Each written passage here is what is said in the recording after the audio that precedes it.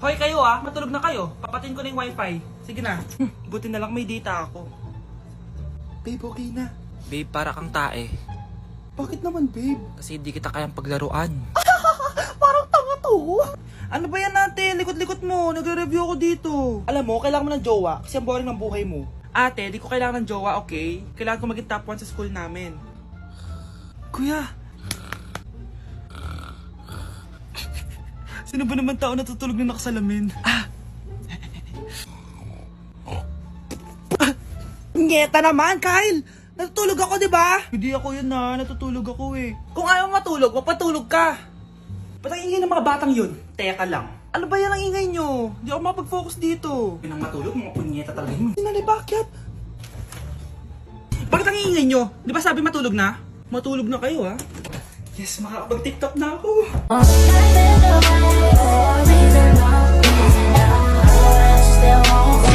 Update sa nawala kong passport. 9 o'clock na ng umaga at literal na wala akong tulog sa kaka-overthink ko. So pupuntahan ko na yung store kung saan ko naiwan yung passport ko. Lord, sana nandun pa. Nag-search ako tapos 10 AM daw sila nagbubukas. So pupunta na tayo doon bago sila magbukas. So naglalakad lang ako papunta sa subway. Nandito na ako sa subway guys and kinakabahan na ako. Hindi ko talaga alam gagawin ko pag wala talaga dun. No, hindi pwede. Makakapag-Japan kami. Kasi sayang yung mga binayad ko, be. Guys, nakasakay na ako. Guys, nandito na tayo. Kinakabahan ako. Tapos naiihi pa ako. Guys, wish me luck, Lord. Please, sana nandun. Nandito na tayo sa Myeongdong, guys. Tapos dun yung papunta dun sa store. Ako lang pala mag-isa ngayon, guys. Hindi ko kasama si Honey Bunch. Solo traveler. Pinapaayos ko kasi siya ng mga gamit. Pag uwi ko dun sa hotel, diretso na kami airport. Ganun. Grabe sa isang katangahan. Sobrang mahal. Mahal maging tanga dito, guys. Wait lang, may napapansin ako. Parang ang fresh ko dito sa Korea. Yun ang glass skin, no? Ito yung store, yung tier. Diyan ko nawala yung passport ko. Lo, tinitignan ako na ito, Guys, may mga staff na. Try ko magtanong if may nakita silang passport. Sana pansinin ako. Hello? Deadma challenge sila, guys. I left my passport yesterday here. Yes. Can you please check? Guys, ano nandito? Pinakabahan na ako.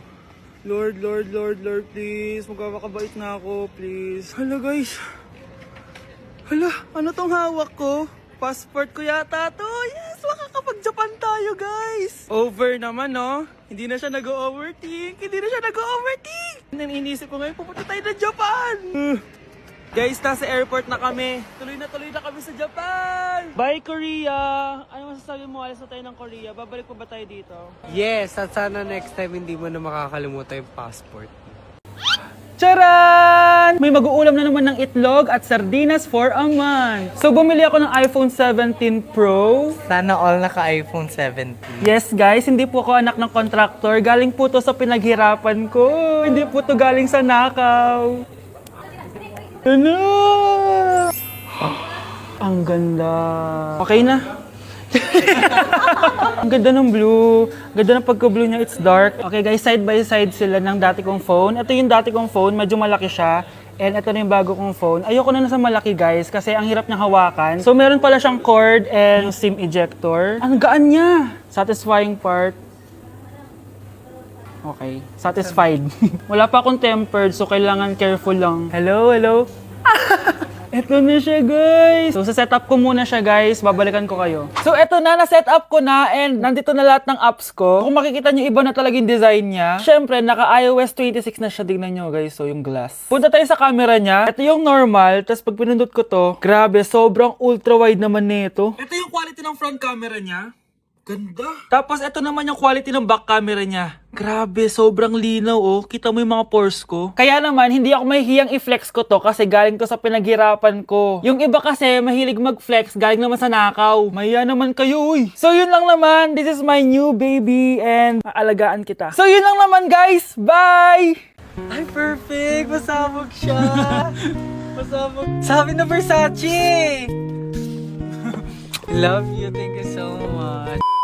Happy Valentine's Day everyone! So, kakatapos ko lang mag-aral ngayon. And ayun guys, susurpresahan natin si Honey Bunch. Ayun guys, binilan ko siya ng cake. Tapos ito special gift to. Tapos ito flowers. Tapos sa likod nitong car, ayun may balon doon. May mga balloons doon sa likod. Tapos doon ko gagawin yung surprise ko mamaya. And Hinihintay ko siya ngayon. Ang tagal-tagal niya pumunta dito. And also guys, later magdi-date kami. Magdi-dinner kami somewhere around BGC. And ayun guys, kayo, kamusta naman yung Valentine's Day niyo? Special tong Valentine's sa akin kasi last year, ang dami naming na-achieve. And then 3 years na kaming magjowa ni Honey Bunch. So, kaka 3 years lang namin noong January 12. So, marami na kaming achievements and this is just a celebration of that and more celebrations to come. So, susulatan ko rin pala siya ng letter. Ayan, para sweet tayo. Ayan, para ma-feel niya talaga na mahal ko siya. Ayan. Wala pala akong papel guys. Envelope lang to tapos dito na lang ako sa likod magsusulat. Pwede naman yun, di ba? Hindi talaga ako ma-letter na tao, pero today is a special day. Kaya bibigyan natin si Honey Bunch ng letter. Sana na-touch ka. So tapos na ako. 1, 2, 3. Siya lang pwede magbasa neto. Guys, may problema ako kasi ang hangin dito. Pag binuksan ko tong likod ng kotse ko, lilipad lahat ng balon sa daan.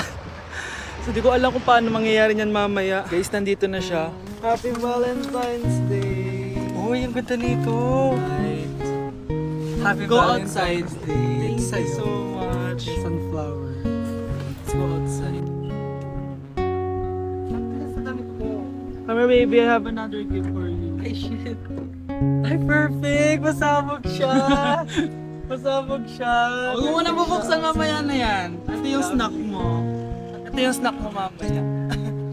Happy Valentine's. Let's take a pic.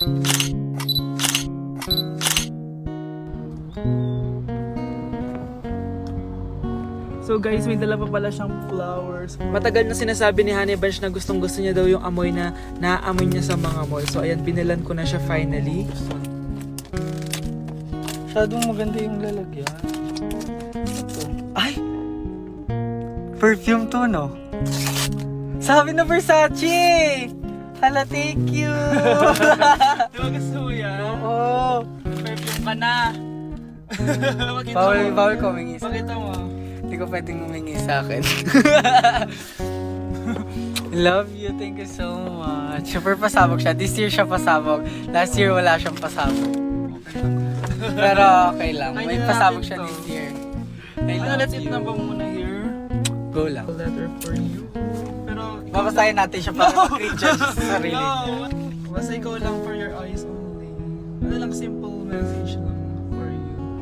So after nun, ayan, kumain na kami dahil nagutom na kami dalawa. Kumain kami sa Japanese restaurant kasi nag-crave daw siya ng Japanese food. So dependent pala dito pag mag-order guys. Nagpabili nga pala siya ng California Maki tsaka yung chicken. Hindi ko alam kung anong tawag dun. Ayan, so sana nag-enjoy ka naman Honey Bunch and I love you so much. More achievements to come and sana di pa tayo mamatay, no?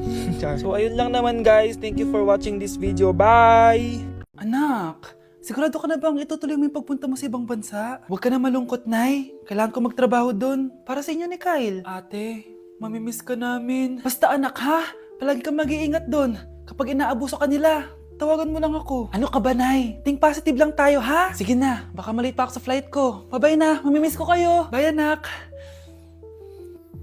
Nay, tumatawag si ate. Talaga? Hello, anak. Kamusta ka na? Nay, nakuha ko na sweldo ko. Nagpadala pala ako sa inyo ha, kumain kayo sa labas. Salamat sa binigay mo anak ha. Okay ka lang ba? Kapag may problema ka, tumawag ka lang ha. Opo, Nay. Mababait yung mga amo ko. Huwag kang mag-alala. Nay, may pinadala si ate oh. Nakamaleta pa. Surprise, Nay! Mga damit at sapatos yan para sa inyo. Siyempre, may chocolate din. Naku anak, nag-abala ka pa. Pero salamat ha. Sana inipon mo na lang yung pinanggas mo dito. Okay lang, Nay. Tinaasan nga nila yung sweldo ko kasi magaling daw ako maglinis ng bahay. Sige anak, galingan mo palalo ha. Wow, ang daming laman! Bakit di sumasagot si Scarlett? Baka busy. Anak, tumawag na ba ate mo? Ilang araw na siyang di tumatawag ah. Nay, may tumatawag. Salamat sa Diyos, tumawag na. Hello anak. Nay, may pinadala ulit sa ate. Ang bigat. Ano? Anong nawawala? Ano kaya naman nito? Hello? Hello?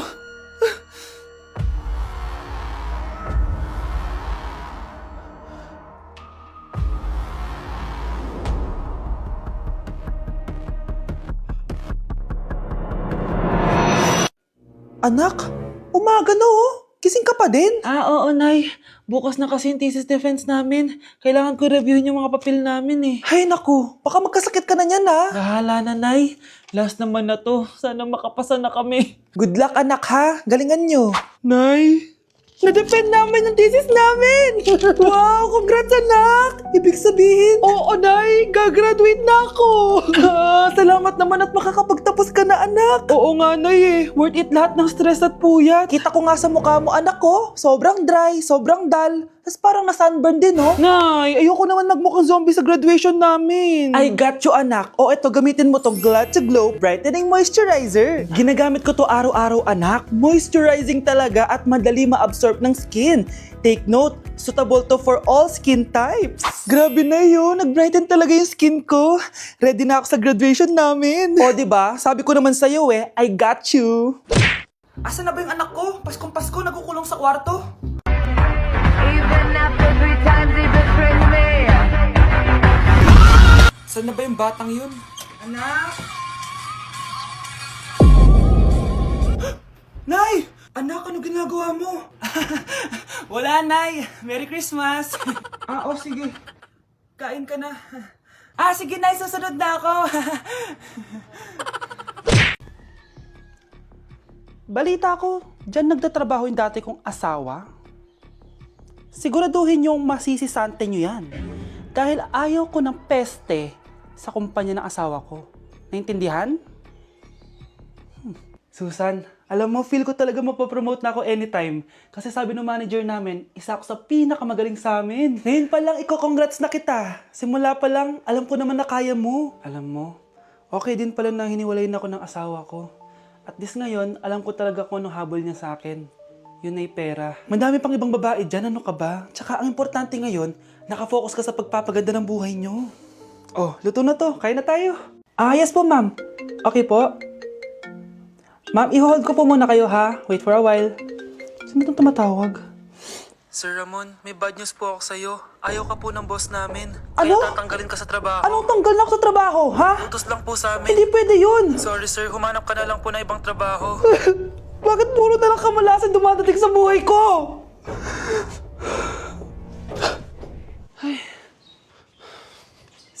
Si Michael ba yun? Michael! Scarlett? Bakit pinauna mo ako umuwi kahapon? Di ba palagi tayo sabay umuwi? May ginawa ako. Tsaka baka magselos yung nagbigay ng bulaklak sa'yo. Para ka namang ano dyan? Tsaka alam mo, na-realize ko, hindi ko na pala siya crush. Tara na nga, manood na lang tayo ng movie sa bahay, yung horror. Sige na nga. Michael? Ma? Ano ginagawa mo dito ha? Get in the car, uuwi na tayo. Di ba sabi ko sa'yo, nababoard ako sa bahay, kaya umalis ako? Michael, siya yung nanay mo? Kilala mo nanay ko? At sino naman tong babaeng kasama mo ha?